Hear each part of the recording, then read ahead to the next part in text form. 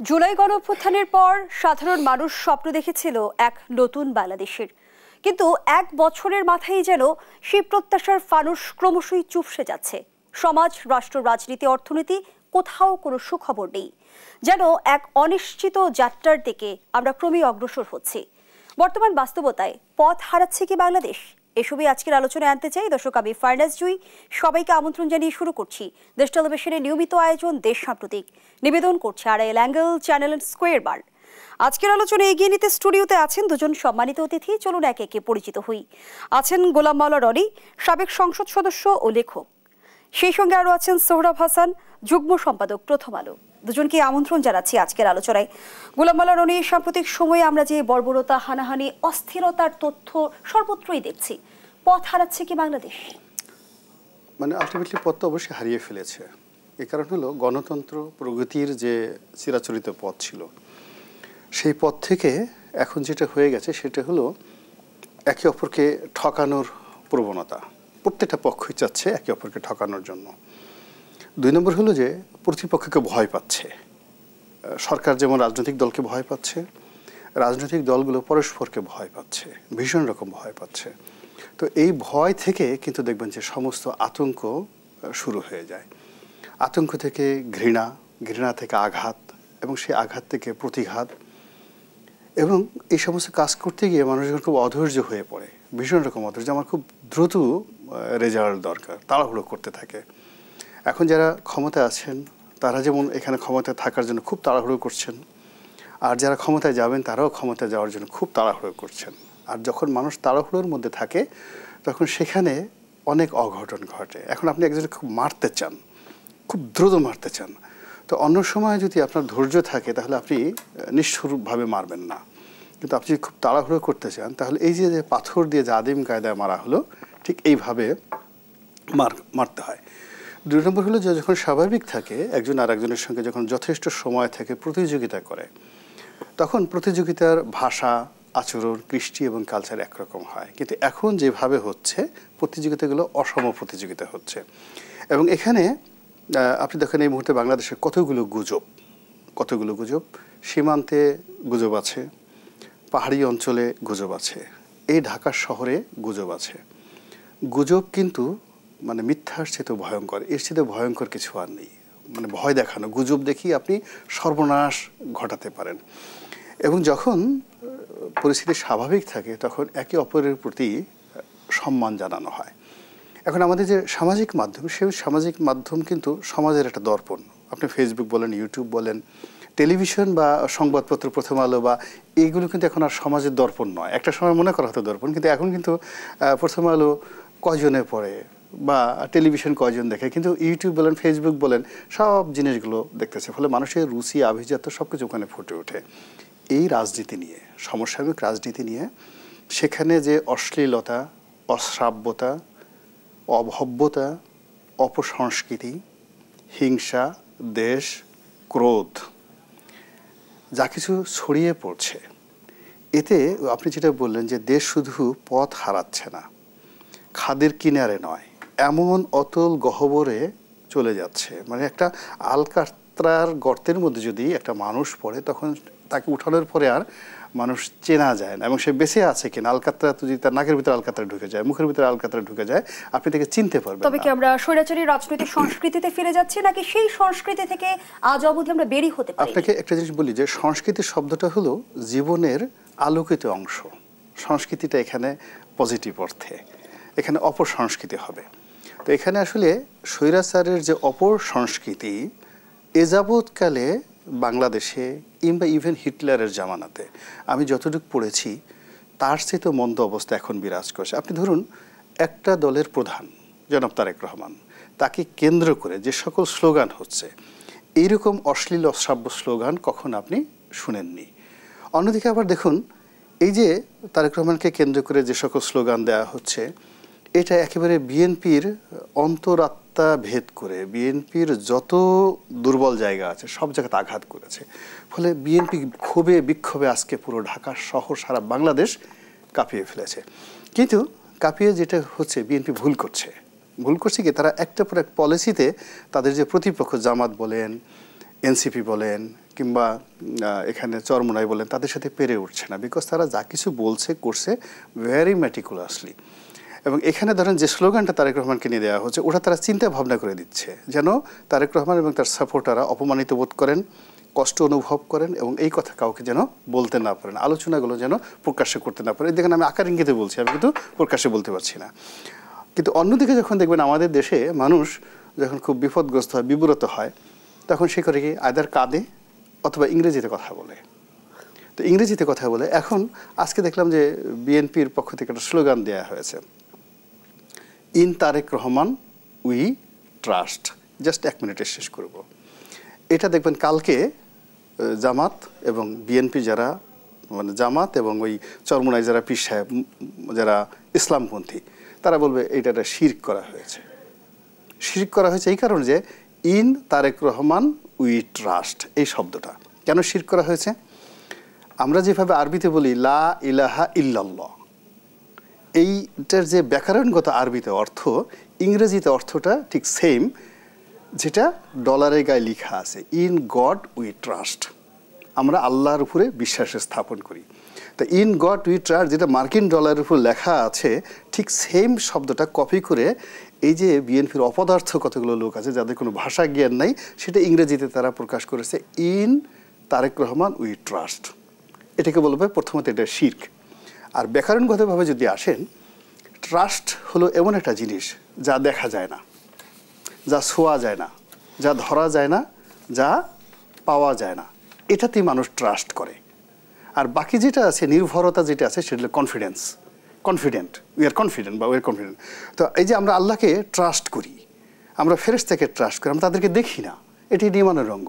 তো তারেক রহমান একজন জীবন্ত মানুষ, বাংলাদেশে আসবেন, আমাদের মধ্যে থাকবেন, তাকে আমার বিশ্বাস করার কি আছে, ট্রাস্ট করার কি আছে? তো এই যে ইংরেজি শব্দগুলো ব্যবহার করছে, এইগুলো আলটিমেটলি মানে প্রতিপক্ষ যারা, তারা তো ম্যাটিকুলাসলি এদেরকে উত্তেজিত করছে, কিন্তু এদের হাতে একটার পর একটা অস্ত্র তুলে দিচ্ছে বিএনপি। এবং এই যে রাজনৈতিক অসমতা, অস্থিরতা এবং যা কিছু হচ্ছে, এটার ফলে কি হচ্ছে, পুরো পরিস্থিতি নিয়ন্ত্রণের বাইরে চলে যাচ্ছে এবং আমরা আজকে জানি না কালকে কি হবে। তাহলে রাজনীতিতে স্বস্তি ফিরবে কিভাবে? রাজনীতিতে স্বস্তি ফেরার আপাতত কোনো সম্ভাবনা নাই।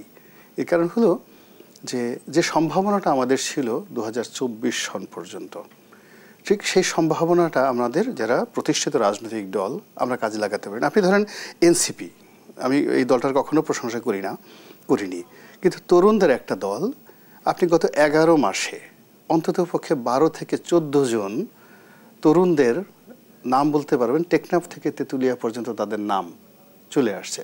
আপনি যদি নাহিদ ধরেন, সার্জিদ ধরেন, তারপরে আপনি পাটোয়ারি ধরেন, নাসিরউদ্দিন পাটোয়ারি ধরেন, তাসনিম জারা ধরেন, তাসনুবা, ডাক্তার তাসনুবার নাম ধরেন, এরকম অন্তত পক্ষে আসিফ মাহমুদ, সজীব ভুঁইয়া বলেন, মাহফুজ বলেন, সারা বাংলাদেশে অন্তত 20 থেকে 25 জন তরুণদের নাম 11 মাসে তাদের নাম ছড়িয়ে পড়েছে। এই 11 মাসে ওদের সমবয়সী, আপনি জামাতের 20 জন লোকের নাম বলেন তো, বলতে পারবেন না। বিএনপির 20 জন লোকের নাম বলেন তো, পারবেন না।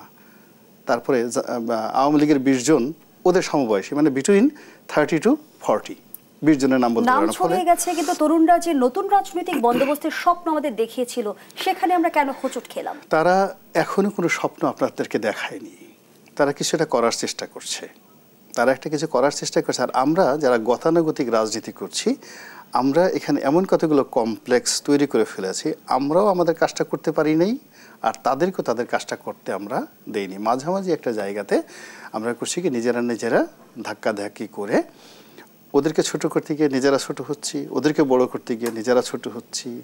মানে একটা ব্যাপার চিন্তা করেন যে এখন সার্জিস সরাসরি তারেক রহমান সাহেবের কে উনি সমালোচনা করছেন, আর সামাজিক মাধ্যমগুলো বলতেছে এই জাতির জন্য কার বেশি অবদান, সার্জিসের অবদান বেশি না তারেক রহমানের অবদান বেশি। বিতর্কটা কোন জায়গায় চলে গেছে বোঝার চেষ্টা করুন। বুয়েটের মতো জায়গাতে তারেক রহমান সাহেবকে নিয়ে যে সকল কথাবার্তা হচ্ছে, চরমোনাই পীর সাহেব বিএনপি নিয়ে তারেক রহমান সাহেবকে নিয়ে যে মানে ন্যারেটিভগুলো তৈরি করে ফেলেছে, এগুলো তো আসলে আমাদের দুর্বলতা, রাজনীতিবিদদের দুর্বলতা। আমাদের মধ্যে তো 11 মাস আগে সম্পর্ক ছিল না। গত 11 মাস আগে জামাতের সাথে, চরমোনাইয়ের সাথে বিএনপি তো এরকম সম্পর্ক ছিল না। হঠাৎ করে এই জিনিসটা হলো কি, এক হাতে কি তালি বাজে? এক হাতে তালি বাজে না। নিঃসন্দেহে এখানে আমাদের মেজর কতগুলো ভুল হয়ে গেছে। সেই ভুলগুলো যদি আমরা সংশোধন করতে পারি, সরি বলতে পারি এবং একে অপরকে ক্ষমা করে দিতে পারি, ওনলি ইন দ্যাট কেস আমরা একটা ট্র্যাকে আসতে পারবো। এর আগে নয়। ঐক্যের এই দোলাচলে নতুন রাজনৈতিক মেরুকরণের কোনো আভাস পাচ্ছেন কি?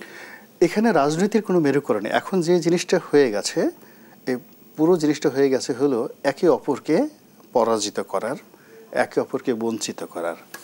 ওই যেমন একজনের লাশের উপর উঠে আর একজন উল্লাস প্রকাশ করেছে, ওভাবে একটি রাজনৈতিক দলকে একেবারে কবর দিয়ে অন্য একটি রাজনৈতিক দল সেখানে বিজয় উল্লাস করতে চাচ্ছে। So it's not a politics, এটা পলিটিক্স নয়, এটা ব্যতিক্রম কিছু একটা, ডিফারেন্ট কিছু একটা, যে কিনা পুরো দেশটাকে একটা মানে হ্যামিলনের বাঁশিওয়ালা যেভাবে ইঁদুরগুলোকে টেনে টেনে একেবারে নদীতে ফেলে দেওয়ার জন্য যেভাবে বাঁশি বাজিয়ে নিয়ে যাচ্ছিল, ঠিক ওই রকম একটা পরিস্থিতি। আমরা কেন জানি পুরো দেশ জাতি সবাই সর্বনাশের দিকে এগিয়ে যাওয়ার জন্য প্রচণ্ড বেগে দৌড়াচ্ছি। একবারও ভাবছি না যে কেন করছি, কী কারণে করছি, কার জন্য করছি এবং আলটিমেটলি এই সমস্ত কর্মের ফলাফল কি হবে। ধন্যবাদ জানাচ্ছি জনাব গোলাম মোল্লা রনি। সোহরাব হাসান, বরাবরই যদি আমরা রাজনৈতিক ইতিহাস পড়তে যাই আমরা দেখি যে আমাদের রাজনীতির সাথে অস্থিরতার এক ধরনের নিবিড় সম্পর্ক আছে। আমাদের রাজনীতির চর্চায় আসলে মূল ত্রুটিটা কোন জায়গায়? ধন্যবাদ এবং রনি ভাইকে শুভেচ্ছা। রনি ভাই অনেক একেবারে গভীরে বিশ্লেষণ করলেন বাংলাদেশের রাজনীতির দুর্বলতা, সবলতা তো নেই, দুর্বলতা, ব্যর্থতা। জুলাই অভ্যুত্থান 1 বছর আগে কেন দাবানলে পরিণত হলো? আওয়ামী লীগের 15 বছরের শাসনেই তো বিরোধী দলের প্রতি দমন পীড়ন, কথা বলতে না দেওয়া, সংবাদপত্রর বা বাক স্বাধীনতা রুদ্ধ করার চেষ্টা ছিল। এটা দাবানলে পরিণত হলো অপমান থেকে, অপমান করা থেকে। যখন সাবেক প্রধানমন্ত্রী বললেন এরা রাজাকারের বাচ্চা বা নাতি, তখন মানুষ তার যে মনুষ্যত্ব বোধ সেটা জাগ্রত হলো যে এটি তো হতে পারে না, আমাকে তো অপমান করতে পারেন না। কিন্তু 1 বছর পর সবচেয়ে দুর্ভাগ্যের বিষয় যে 1 বছর পর আমরা কিন্তু সেই রাজনীতিতে ফিরে গেছি, অপমানের। এখন সেই অপমানের রাজনীতিতে এখন চরিত্র পাল্টেছে। আওয়ামী লীগ নেই, আওয়ামী লীগের কোনো নেতা কর্মী নেই, তারা কেউ পালিয়েছে, কেউ জেলে, কেউ আত্মগোপনে। কিন্তু এখন সেই ভাষায় এবং কোনো কোনো ক্ষেত্রে বলবো যে গত 2-3 দিনে যেটা হয়েছে সেটা আরো জঘন্য, আরো নিষ্ঠুর, আরো অশ্লীল, এতটা অমানবিক হয়ে উঠেছে। অমানবিক তার মানে হচ্ছে শুধু এটা সামাজিক যোগাযোগ মাধ্যম থেকে এসেছে তাও নয়, আমাদের ভেতরে হয়তো এই কালিমা ছিল। এই যারা রাজনীতি চর্চা করেন এ দল ও দল বেদল, হ্যাঁ, তাদের ভিতরে এটা হয়তো ছিল। তারা এতদিন একটা মুখোশ ছিল ভদ্রতার, সেই ভদ্রতার মুখোশটা খুলে পড়েছে বা তারাই খুলে ফেলেছে। না হলে একজন রাজনৈতিক দলের একজন নেতার সম্পর্কে, শীর্ষ নেতার সম্পর্কে বা যে কোনো একজন কর্মীর সম্পর্কে এরকম কথা বলতে পারে? আবার তারাও পাল্টা বলা শুরু করেছে। রনি ভাই বলছেন কে ভুল করেছে, বিএনপি ভুল করেছে না এরা ভুল করেছে, সেই বিতর্কে যাচ্ছি না। আমরা কি এরপর মুখ দেখানো সম্ভব? জাতীয় ঐকমত্য কমিশনের বৈঠক হচ্ছে, সেখানে এই যে রাজনীতি মাঠে যে ভাষা ব্যবহার করলো, এরপর তারা এক কক্ষে বসবে কীভাবে? আপনি চিন্তা করুন যে আপনি যাকে বলছেন, আমরা তো রাজনীতি ভাষা বলি নরাধম, নিষ্ঠুর, কি বলে নিপীড়নকারী, ফ্যাসিবাদ, ফ্যাসিস্ট, কিন্তু এটা তো ওই ভাষা না। এটা একেবারেই কি বলবো যে মানে অসভ্যতা। তাই রাজনীতিতে আমরা 1 বছরে এতগুলো মানুষ জীবন দিল, এত আত্মত্যাগ, এত মানুষ আহত হলো, এবং আমরা বর্ষপূর্তি পালন করছি যে গণতন্ত্রের অভিযাত্রার পথে। আজকে কি হচ্ছে? মানে আমি চিন্তা করতে পারি না যে এই ভাষায় কথা বলতে পারে কেউ। মানে ঘরের, আমরা অনেক সময় বলি না যেটা খুবই অপমানকর, যে বস্তির ভাষা, বস্তির মানুষ এ ভাষায় কথা বলে না। কারণ আমরা তথাকথিত ভদ্র মুখোশধারী যে মানুষগুলো যে কথা বলে, এবং দেশের সেরা শিক্ষা প্রতিষ্ঠানের সেরা দলের, কারণ তারা তো গণতন্ত্র অর্জন করে, গণতন্ত্র স্বৈরাচার হটিয়ে গণতন্ত্র অর্জন করেছে। গণতন্ত্রের পথে তারা একটা সুস্থ রাজনীতি, সুস্থ সমাজ দেবে। কিন্তু এসব কি হচ্ছে? যে বাস্তবতা আপনি তুলে ধরলেন সোহরাব হাসান, আপনি বলছিলেন যে বস্তির ভাষা, তাদের হাতে দেশ কতটা নিরাপদ? না না, বস্তির ভাষা বললে আমি আবারও ক্ষমা চাচ্ছি, যারা বস্তির ভাষা বসবাস করেন তারাই কথা বস্তিতে বলে এই না। ভাষা নেই। এরা যে ভাষা বলছে এই ভাষা বস্তিতে নেই। সুতরাং এটা আমি মনে করি সবার আয়নায় নিজের মুখ দেখা উচিত। যারা অপরকে এই ভাষায় কথা বলছে, এই ভাষায় অপমান করছে, সেই অপমানটা তার উপর কি লাগে না? তারা একসঙ্গে আন্দোলন করেছে, একসঙ্গে বিজয় রচনা করেছে। আর মূল রাজনীতির সমস্যা হচ্ছে কেউ ধরে নিয়েছে বিজয়ী হয়ে গেছে, কেউ ধরেছে বিজয় হাতছাড়া হয়েছে। এই যে হাতছাড়া হওয়া আর বিজয়ী হয়ে যাওয়া, দুজনের, যার হাতছাড়া হয়েছে মনে করছে যে আমি আর ক্ষমতা পাচ্ছি না, তার ভেতর হচ্ছে ক্রোধ। আর যিনি মনে করছেন যে বিজয় তো আমাদের হাতে, ক্ষমতা তো আমাদের হাতেই, তার মধ্যে যে একটা আত্মতৃপ্তি, একটা আত্মগরিমা, এবং সেটা আস্ফালনে পরিণত হয় কখনো কখনো। এই যে মানে আমি বুঝতে পারি না যে এরকম আপনি যদি আমরা 50 বছরের রাজনৈতিক ইতিহাসে যদি এই ভাষা, এই ভোকাবুলারি কোথাও পাবেন না। মানে প্রতিপক্ষের বিরুদ্ধে কি ভাষায় কথা বলতে পারে। বঙ্গবন্ধু 7 মার্চের ভাষণের আপনি চিন্তা করেন, বন্দুকের মুখে মুখে দাঁড়িয়ে, অস্ত্রের মুখে দাঁড়িয়ে তিনি তার যে প্রধান প্রতিপক্ষ ইয়াহিয়া খানকে কি বলেছেন? ইয়াহিয়া খান, আপনি দেখে যান বাংলার মানুষকে কিভাবে হত্যা করা হয়েছে। এবং মানে একটা মানে ক্ষমতার মোহেই কি রাজনৈতিক দলগুলো লক্ষ্যচ্যুত হচ্ছে? এই প্রশ্নের উত্তর দিতে চাই। বিরতির সময় হয়েছে, বিরতি নিয়ে ফিরছি। দর্শকদের সামনে থেকে এই পর্যায়ে একটা বিরতি নিচ্ছি, সাথেই থাকুন। আমন্ত্রণ, আপনারা দেখছেন দেশ টেলিভিশনের নিয়মিত আয়োজন দেশ সাম্প্রতিক। নিবেদন করছে Arail angle, channel and square বার। আমরা আবারও ফিরছি আলোচনায়। সোহরাব হাসান, যে প্রশ্নটি রেখে বিরতিতে গিয়েছিলাম, ক্ষমতার মোহে রাজনৈতিক দলগুলো কি লক্ষ্যচ্যুত হচ্ছে? না, ক্ষমতার মোহ বা ক্ষমতার আকর্ষণ তো থাকবেই, কিন্তু ক্ষমতার মানে গণতন্ত্র তো রাজনীতি যারা করেন ক্ষমতার জন্যই করেন, কিন্তু ক্ষমতার মালিককে, ক্ষমতার মালিক তো রাজনীতিকরা নয়। ক্ষমতার মালিক হচ্ছে জনগণ। জনগণের কাছে যাবে, জনগণ যাকে পছন্দ করবে, যাকে বেছে নেবে, সেই ক্ষমতায় যাবে। কিন্তু আমরা তো অসুস্থ প্রতিযোগিতা শুরু হয়েছে। 15 বছরে এক ধরনের বাস্তবতা ছিল যে শেখ হাসিনা কাউকে, বিরোধী দলকে অন্তত, যে তারা নির্বাচন করে ক্ষমতায় যাবে এই পরিবেশ রাখেনি। কখনো নির্বাচন থেকে বাইরে রাখা, কখনো নির্বাচনে এনে রাতে ভোট করা, এসব করেছে। কিন্তু এখন কি হচ্ছে? গত 1 বছরে আমরা তো 3 মাসের তত্ত্বাবধায়ক সরকার 4টি ভালো নির্বাচন দিয়েছে, 3টি ভালো নির্বাচন দিয়েছে। 91, 96, 2001, 2008-এর নির্বাচন ভালো নির্বাচন, কিন্তু সেখানে তো নানা রকম কি বলে 2 বছর পরে নির্বাচনটি হয়েছে। কিন্তু গত 1 বছরে রাজনৈতিক দলগুলোর নিজেদের তো আত্মশুদ্ধির প্রয়োজন ছিল। আমরা এখন জাতীয় ঐকমত্য কমিশনে রাষ্ট্র মেরামতের কথা বলছি, রাজনৈতিক দলগুলোর তো মেরামত হয়নি। এই যে ভাষা ব্যবহার করা হচ্ছে, এই যে আচরণ, এদিকে তো কোনো দেশে গণতন্ত্র হতে পারে না। এদেশে গণতন্ত্রে মানে স্বাভাবিক সুস্থ রাজনীতি হতে পারে না। সুতরাং তারা কিভাবে ভবিষ্যৎ রাজনীতি নির্ধারণ করবে? আর যদি এটা মনে করে যে আমি যেটা বলবো সেটাই, তাহলে তো আর অন্য কেউ থাকে না। এখন রাজনৈতিক দলগুলোর যার জামানত বাজেয়াপ্ত হবে, তিনিও মনে করেন যে তিনি বাংলাদেশের মালিক, আর যিনি বড় দল তারা তো মনে করে। এই যে একটা অসুস্থ, অস্থির, অস্বাভাবিক পরিবেশ, এতে একটা ভালো নির্বাচন হওয়া সম্ভব না। নির্বাচন হয়তো এই অন্তর্বর্তী সরকার দিবে বা দিবে, সেটা ফেব্রুয়ারি হোক আর এপ্রিল হোক, যখনই দেখ, কিন্তু তখন পরিবেশটা কি হবে? তখন এক দল আরেক দলকে কিভাবে নেবে? তো জনসভা করতে দেবে না প্রতিপক্ষকে, এবং প্রতিপক্ষ জনসভা করার পর যে ভাষা, এই ভাষা যদি ব্যবহার হতে থাকে, এবং এটি আপনি সামাজিক যোগাযোগ মাধ্যমে, মূলধারার টেলিভিশনে না দেখালেও সামাজিক যোগাযোগ মাধ্যম থেকে আমাদের তরুণ প্রজন্ম কী শিখছে, শিশু কিশোররা কী শিখছে, মানে কি একটা আমরা সমাজকে এভাবে ধ্বংস করে দিচ্ছি। ধন্যবাদ জানাচ্ছি জনাব সোহরাব হাসান। গোলাম মাওলা রনি, আপনি নিজে একজন রাজনীতিবিদ, একজন সাবেক সংসদ সদস্য। রাজনীতির সংজ্ঞাটা কি বর্তমান রাজনীতিবিদ যারা আছে বা নেতাকর্মী যারা আছে তারা কি ভুলতে বসেছে?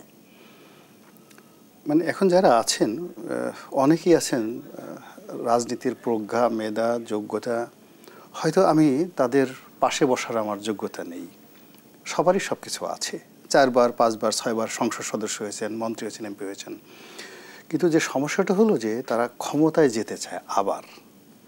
তো ক্ষমতায় যাওয়ার জন্য যে নর্মসগুলো দরকার সেই নর্মসগুলো কেউ ফলো করতে চায় না।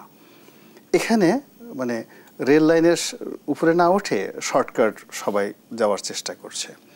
আমি আপনাকে একটা কথা বলি, যেমন ধরুন আল্লাহ রাব্বুল আলামিন এই 15 বছর শেখ হাসিনার দ্বারা আমাদের বিরোধী রাজনৈতিক দলদেরকে যে শিক্ষা দিয়েছে, 15 বছর তারা সকাল বিকাল তওবা করছে যে আল্লাহ শেখ হাসিনার কবল থেকে আমাদেরকে রক্ষা করে, আমাদেরকে বাঁচাও, আমরা আর জীবন জিন্দিগিতে অন্যায় করব না, তওবা করছে।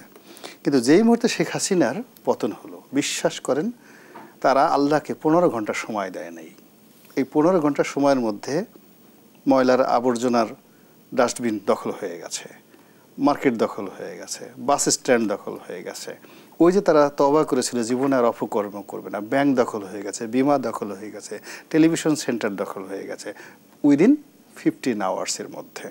ফলে কি হলো, একটা কথা আছে না যে সব জিনিস ফিরে পাওয়া যায়, কিন্তু চরিত্র যদি চলে যায় ওটা কখনো ফিরে পাওয়া যায় না। আমাদের সমাজের যারা নেতৃত্ব দিবেন তাদের একটা বিরাট অংশ যারা তাদের মস্তিষ্ক, চরিত্র, নীতি, রীতি সব কিছু অবৈধ অর্থ আর ক্ষমতার কাছে বিকিয়ে দিয়েছে। যেখানে টাকা আছে, ওটা এস আলমের টাকা হোক কিংবা ওটা ধরেন সালমান এফ রহমানের টাকা হোক, ডাজ নট ম্যাটার, টাকা আমার লাগবে। আর সেই টাকা আনার জন্য একটা রাজনৈতিক দলের বড় নেতা হোক কিংবা পাতি নেতা হোক লাগবে, দুজনে দৌড় দিবে। আর দৌড় দিতে গিয়ে যে আগে চলে যাবে তাকে ঠ্যাং ভেঙে পাথর দিয়ে মেরে তাকে পিছনে ফেলতে হবে। এই যে একটা যাকে বলা হয় যে অসুস্থ প্রতিযোগিতা, এই অসুস্থ প্রতিযোগিতার মধ্যে আমরা পড়ে গেছি। আমরা শেখ হাসিনাকে যে বিষয়গুলোকে নিয়ে সমালোচনা করেছি, এই শেয়ার মার্কেট লুট হচ্ছে, ব্যাংক বিমা লুট হচ্ছে, তারপরে সে বিদেশে টাকা পাচার হচ্ছে, কিন্তু গত 11 মাসে যদি আপনি এই অপরাধগুলোর আপনি নমুনা দেখেন, আপনি দেখবেন যে সেই 15 বছরের যে অপকর্মগুলো, সেই অপকর্ম রেশিও অনুযায়ী এই 11 মাসে এত পরিমাণ অপকর্ম হয়েছে সব ক্ষেত্রে। আপনি কাকে বলবেন? যে লোককে ফেরেশতা মনে করতাম, প্রত্যেকটা মানুষের ফেজ অফ হয়ে গেছে, এই ফেরেশতা এই কাজ করতে পারে না। দেখা গেল যে ও মাই গড, দানবে যে কাজ করেছে, শেখ হাসিনার জমানাতে দানবে যে কাজ করেছে তার চেয়ে আরও মন্দ কাজ করেছে। আমরা একটা সময় ওই ওবায়দুল কাদের সাহেবের নাম হয়ে গেল কাউয়া, তো কাউয়া কাদের, আমরা খুব খুশি কাউয়া কাদের। সেই কাউয়া কাদের এসে এই জমানাতে তারেক রহমানের সাথে কাউয়া এমন সংযোগ হয়ে গেল, ও কথা আমরা মুখোচ্চারণ করতে পারতেছি না, কাউয়া পর্যন্ত আমরা থেকে যাচ্ছি।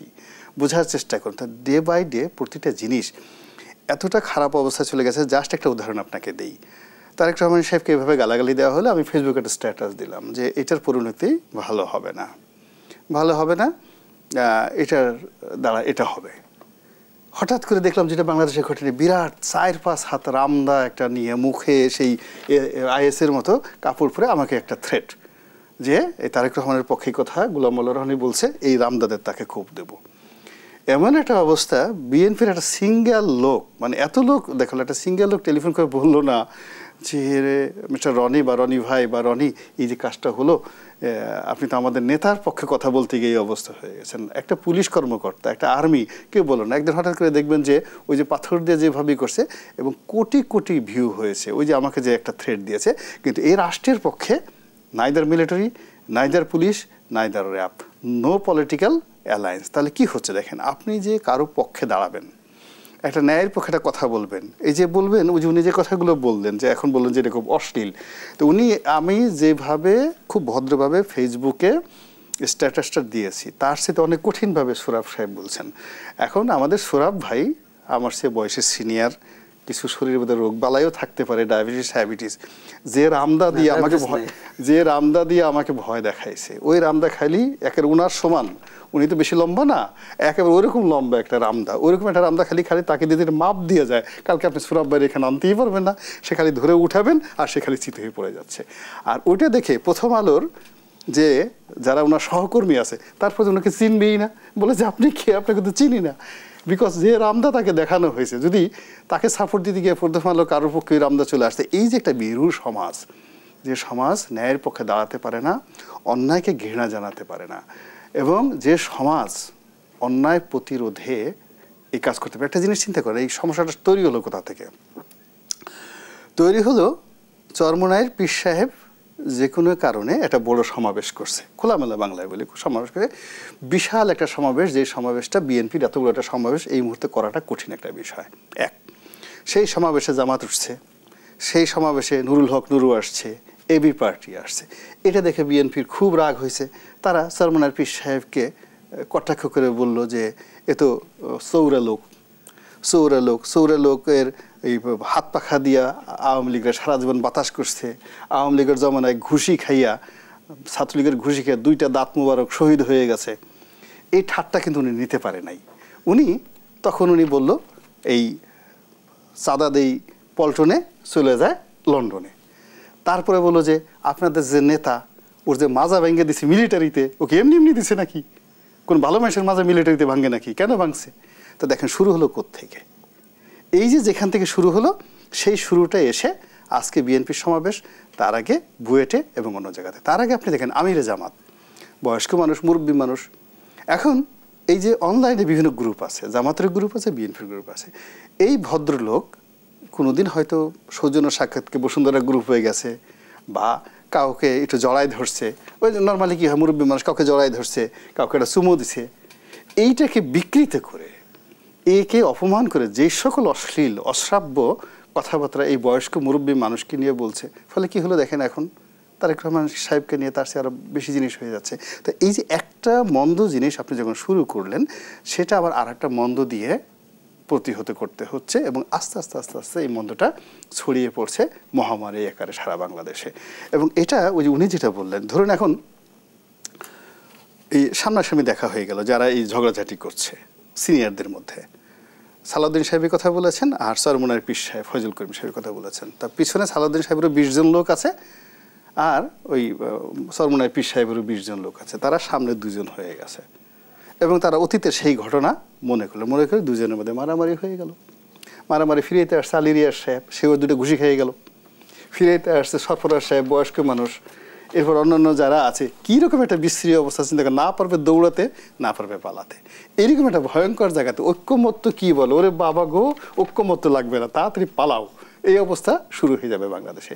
রাজনীতি খুব একটা খারাপ জিনিস, এত খারাপ জিনিস।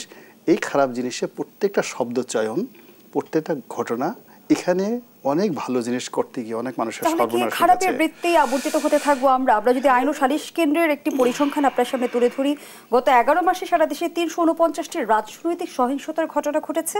এর মধ্যে 87 জন নিহত ও 3929 জন আহত হয়েছে। রাজনীতির এই সার্বিক বিষয়টা বা মূল জায়গায় আসলে পরিবর্তন কে আনবে, দায়টা আসলে কার? আমি প্রশ্নটি রেখে যাচ্ছি, আবারও বিরতির সময় হয়েছে। দর্শকদের সব থেকে রিপোর্ট যে আবারও বিরতিতে যাচ্ছি, সাথেই থাকুন। এলাম, আপনারা দেখছেন দেশ টেলিভিশনের নিয়মিত আয়োজন দেশ সাম্প্রতিক। আমরা আবারও ফিরছি আলোচনায়। গোলাম মাওলা রনি, যে পরিসংখ্যানের বিষয়টি আমি আপনার কাছে জানিয়ে গিয়েছিলাম বিরতির আগে, মানবাধিকার সংগঠন আইন ও সালিশ কেন্দ্রের মতে গত 11 মাসে সারা দেশে 349টি রাজনৈতিক সহিংসতার ঘটনা ঘটেছে। এর মধ্যে 87 জন নিহত ও 3929 জন আহত হয়েছে। সহিংস রাজনীতি থেকে আসলে আমরা মুক্তি কিভাবে পাবো? আপনাকে একটা বলি বোন, শুনুন। মূল ব্যাপার হলো যে সেই নুরুল দিনের সারা জীবনের যে কবিতার একটা অংশে আছে যে আসুন কাছাকাছি বসুন, গোল হয়ে বসুন সবাই।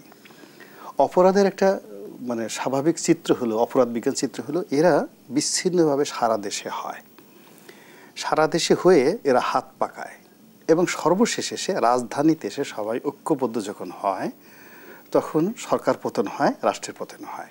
একটা সিরিয়াস কথা বলি, প্রথম শতাব্দীতে বিশ্ব কাঁপানো একজন দার্শনিক ছিলেন, নাম সিসেরো, রোমান সাম্রাজ্যের যুগে সিসেরো। তো উনি একটা কথা বলছেন যে এই সাম্রাজ্যের যে কোনো একটা জায়গাতে, any part of the Roman dynasty, যদি একটা সাধারণ অবিচার হয়, ইনজাস্টিস হয়, এটা সরাসরি রাষ্ট্রের বিচার ব্যবস্থাকে, জাস্টিসকে চ্যালেঞ্জ করে, এবং একটা ইনজাস্টিস হওয়া মানে 10টা বিচারকে নষ্ট করে দেওয়া, এবং 10টা বিচার যখন নষ্ট হয়ে যায় তখন প্রজাতন্ত্রটা ভেঙে যায়, মানে পুরো রাষ্ট্র ব্যবস্থা ভেঙে যায়। শিশিরও এই কথা বলে গেছেন আজ থেকে 2000 বছর আগে। তাহলে আপনি বোঝার চেষ্টা করুন যে খুনগুলো, যে রাহাজানিগুলো, যে অনিয়মগুলো প্রত্যন্ত বাংলাদেশে ছড়িয়ে ছিটিয়ে আসে, ওগুলো কিন্তু মানে ঝড়ের গতিতে রাজধানীর দিকে আসছে। এবং রাজধানীর দিকে আসছে তার একটা কালবৈশাখীর নমুনা আপনি দেখলেন এই মিটফুটের ঘটনা, এবং একটার পর একটা ঘটনা ঘটছে। আপনি দেখেন মিটফুটে যখন যে ঘটনা ঘটলো তার আগে রক কেটে দেওয়া হলো খুলনাতে। এর মধ্যে দেখেন ঢাকা শহরে যে সবাই মনে করছে যে বিএনপি ক্ষমতায় আসবে, বিএনপি 99.99% ক্ষমতায় আসবে, সেই বিএনপির অফিস ভেঙে দিল এই ঢাকা শহরে এই সময়ের মধ্যে। আপনি বুঝেন যে সন্ত্রাসটা কোন পর্যায়ে চলে গেছে, যে এখানে বিএনপি রাষ্ট্র ক্ষমতায় আসবে, তাদের অফিস, রাজনৈতিক অফিস ভেঙে দেওয়ার কোনো মানে হয় না। এই জমানাতে যখন বিএনপি ক্ষমতায় আসবে, জিয়াউর রহমান সাহেব, আপনি দেখেন কখনো আওয়ামী লীগের লোকজন জিয়াউর রহমান সাহেবকে নিয়ে কখনো বাজে মন্তব্য করেনি, বাজে কথা বলেনি। তাকে পলিটিক্যালি শেখ হাসিনা তাকে ঈর্ষা করতেন তার যোগ্যতার কারণে, তার নেম অ্যান্ড ফেমের কারণে, তার বীরত্বের কারণে, তার সাকসেসের কারণে। কিন্তু তিনি অসৎ বা অসম্মান করবেন এরকম ঘটনা ছাত্রলীগের কোনো দিন কোনো লোক জিয়াউর রহমানকে নিয়ে করেননি। সেই জিয়াউর রহমানের ছবি পাড়ানো হচ্ছে, সেই জিয়াউর রহমানকে অপমান করা হচ্ছে। তাহলে এগুলো কি ওই যে আপনি তথ্যগুলো দেখলেন, সমস্ত যে অরাজকতাগুলো, সন্ত্রাসগুলো গোল হয়ে এই রাজধানীর দিকে ছুটে আসছে। আর রাজধানীতে এসে যখন প্রলয় আকার ধারণ করবে, সঙ্গে সঙ্গে এখানকার যে ল অ্যান্ড অর্ডার আছে, এখানে যে স্থিতি আছে, সরকার অবস্থা আছে, এখানে অবশ্যই ষড়যন্ত্র আছে, দেশি ষড়যন্ত্র আছে, বিদেশি ষড়যন্ত্র আছে। কিন্তু ষড়যন্ত্রকে দায়ী করে লাভটা কি? আমরা যারা আছি এই ষড়যন্ত্রের কবলে পড়ে, আমরা যারা এখনও আমাদের হুঁশ হচ্ছে না, আমরা খেলছি, আমরা ওভার গেম করছি, আমরা অ্যাক্ট করছি, রিয়্যাক্ট করছি, তো এখানে ষড়যন্ত্রকে দায়ী করে তো কোনো লাভ নাই। সব দোষ তো আমাদের। মোরাললেস আমরা তো আমেরিকার কোনো লোক এসে বা ভারতের দিল্লি থেকে কোনো লোক এসে তো আমাদের এই ঢাকা শহরের পাথর মারছে না, বা ওই যে গ্রামে গিয়ে হত্যাকাণ্ড তো আমেরিকার কোনো সিআইএর এজেন্ট করেনি, আমাদের দেশের লোকজনই করেছে। আমাদের মধ্যে এই যে আমরা কথায় কথায় ইবলিসকে দায়ী করি, শয়তানকে দায়ী করি, এখানে আসলে দায় এড়ানোর সুযোগ আপনি দেখছেন না। না, আমরা নিজেরা দায়ী। এই যে একজন উপদেষ্টা তিনি বললেন যে তিনি একটা সরকারের মধ্যে বসে থাকতেছেন যে সবচেয়ে বড় শয়তান সেখানে নিঃশ্বাস প্রশ্বাস ফেলছে। এখন শয়তান দেখেন ইবলিস একেবারে সোজা প্রধানমন্ত্রীর কার্যালয়, প্রধান উপদেষ্টার কার্যালয়ে ঢুকে গেছে। তো এইরকম ইবলিস তো বাংলাদেশে কখনো ঢুকে নাই। আমরা ইবলিস শুনছি যে বিভিন্ন খারাপ জায়গাতে যায়, জুয়ার কোর্টে ইবলিস যায়, বাইজিখানা ইবলিস যায়, ওখানে গিয়ে মানুষের মন্দ ছন্দ বুদ্ধি দেয়। কিন্তু প্রধানমন্ত্রীর কার্যালয়ে ইবলিস গিয়া এইভাবে নিঃশ্বাস ফেলতেছে, এই ঘটনা তো আমরা কখনো শুনি না। এবং এটা যেন তেন লোক না, একটা মন্ত্রী পর্যায়ের লোক বলতেছে যে এখানে সবচেয়ে বড় শয়তান নিঃশ্বাস ফেলতেছে, প্রশ্বাস ফেলতেছে, মানে নাক দিয়েও নিঃশ্বাস ফেলতেছে এবং প্রশ্বাস এবার হা করে নিচ্ছে। এটাও যেভাবে আমাদের এখানে আমরা টের পাচ্ছি, আমাদের বাতাসগুলো নিয়ে যাচ্ছে ভিতরে, আবার ওগুলোকে কার্বন ডাই অক্সাইড বানাইয়া এই শয়তানের প্রশ্বাস আমাদের মাথার উপর ঢালতেছে।